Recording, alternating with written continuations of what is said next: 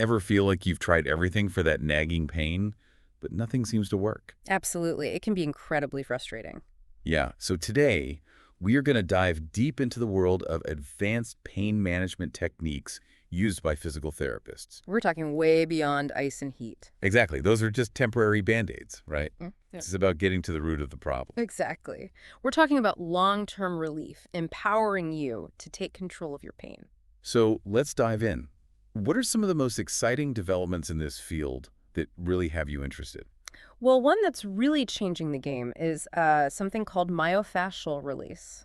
Myofascial release. Okay, I've heard that term thrown around, but to be honest, I'm not entirely sure what it means. Yeah, it sounds kind of intimidating, but it's actually very straightforward. Imagine this thin layer of connective tissue called fascia, right? Okay, fascia. Got it. It surrounds all your muscles like a web. Yeah. And when it gets tight or restricted, it can cause pain and limit your movement. It's all connected. Precisely. And that's where myofascial release comes in. It uses gentle, sustained pressure to release those restrictions in the fascia. So you're like literally releasing the tension. Exactly. And studies show it can be remarkably effective for conditions like fibromyalgia. Fibromyalgia, that's a condition known for widespread pain, right? Yeah, and it's often misunderstood. But myofascial release can make a big difference. Wow, that's incredible. So it's about restoring the proper mechanics of your muscles and fascia to alleviate pain. Exactly. It's amazing how these connections work. So myofascial release is one technique. What else is out there that you're excited about?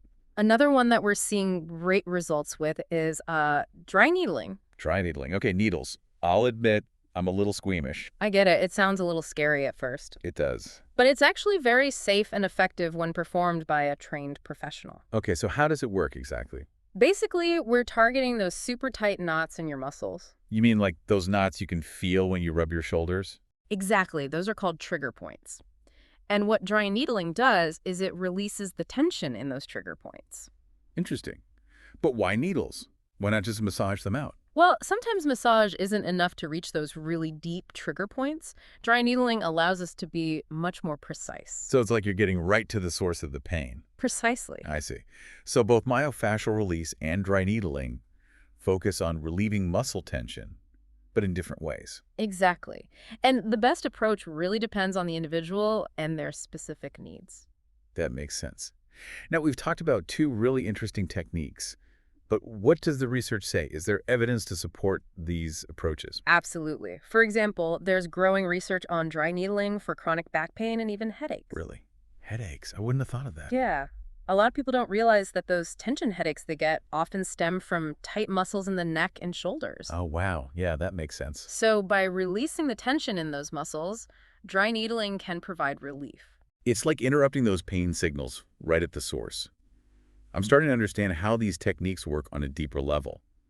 What else are physical therapists using to address these root causes of pain? We've also been seeing a lot of success with something called neural mobilization. Neural mobilization. Okay, now we're talking about nerves. Exactly. This technique focuses on addressing pain that originates from the nerves themselves.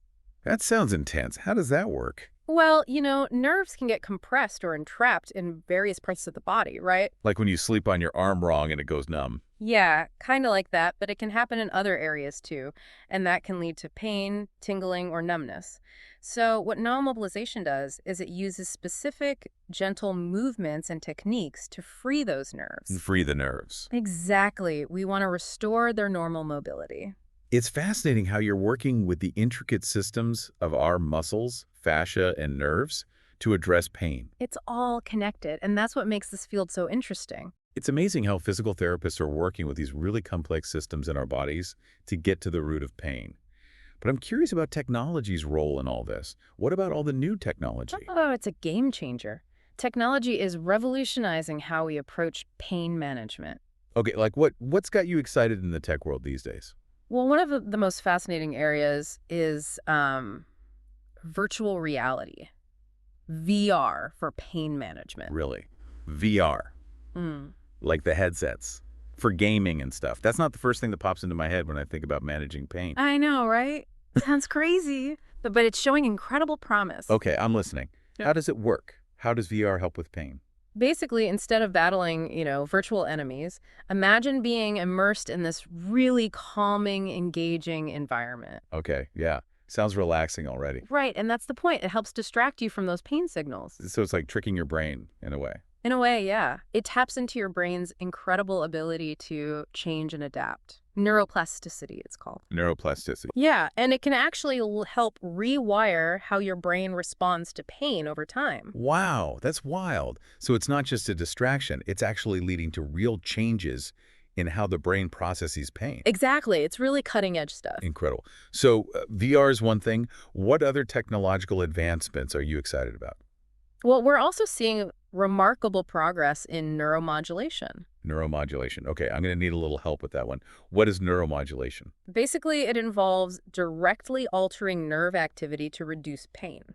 Altering nerve activity. How do you even do that? There are different ways. One example is spinal cord stimulation. Spinal cord stimulation. Yeah, it's a technique that's offering hope to people with really severe chronic pain. That sounds pretty intense. Who is that a good option for? So it involves this small device, and it's implanted near the spinal cord, and it sends out these mild electrical impulses. And those impulses block the pain signals. Exactly. They interfere with the pain signals before they even reach the brain. Wow, that's incredible. It's like intercepting those pain signals at the source. So with spinal cord stimulation, is that for any type of pain or is it more specific? It's mainly for people with more complex pain conditions, like those who have had back surgery that didn't work, or conditions like complex regional pain syndrome. I see. So it's for those really challenging cases where other treatments haven't been effective. Exactly, but even simpler tech like 10NS units, transcutaneous electrical nerve stimulation. Oh, yeah, 10NS units. Those have gotten a lot more sophisticated too and can provide more targeted relief for a wider range of conditions. That's amazing. So technology is opening up all these new possibilities, especially for people who thought they were out of options. It's really incredible. But with all these techniques and technologies out there, how do you know what's right for any given person? It seems overwhelming. That's such an important question, and it really highlights the importance of this collaborative approach, which is what we're seeing a lot more of in pain management now. Collaborative approach, you mean, like a team of experts working together? Exactly. Physical therapists, we're not in silos anymore. We're working with pain specialists, psychologists, primary care providers, even registered dietitians. Wow, a whole team. So it really is about treating the whole person, not just the physical symptoms. Absolutely. Chronic pain, it affects everything, right? Your mood, your relationships, your ability to work. We have to address all of that. Makes sense. So how does that work in practice? What does this whole person approach look like? Well, for example, we're seeing great results with integrating therapies like CBT. CBT? Like cognitive behavioral therapy. That's right. But isn't that like for anxiety and depression? It is, but it's also incredibly helpful for managing chronic pain. Okay, I'm curious.